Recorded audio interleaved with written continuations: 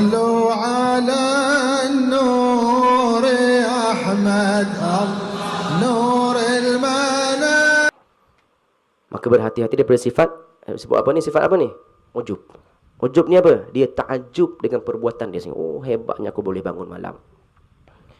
Dia bangun awal sekali dalam rumah dia. Nah, mak ayah tak bangun lagi. Daripada tak, dia seorang boleh bangun. Ambil air semayang, nak angkat takbir, terdetik di hati dia. Oh, orang lain tak bangun lagi jiran-jiran ni.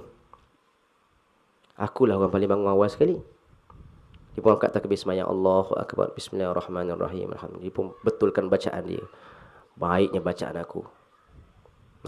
Orang lain tak mampu baca begini. Aku sekarang ni, saat orang tak dok ni, aku yang baca. Itu takjub tu.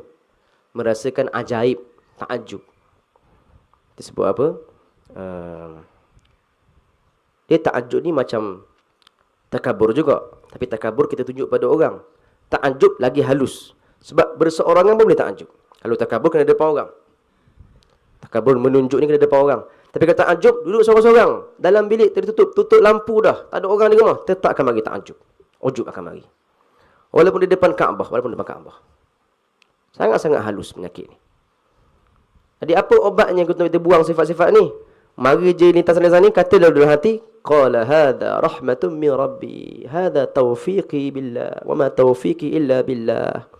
Tak ada taufik aku melainkan dengan Allah Subhanahu wa taala. La haula wala quwwata illa billah. Sebutlah kau ni.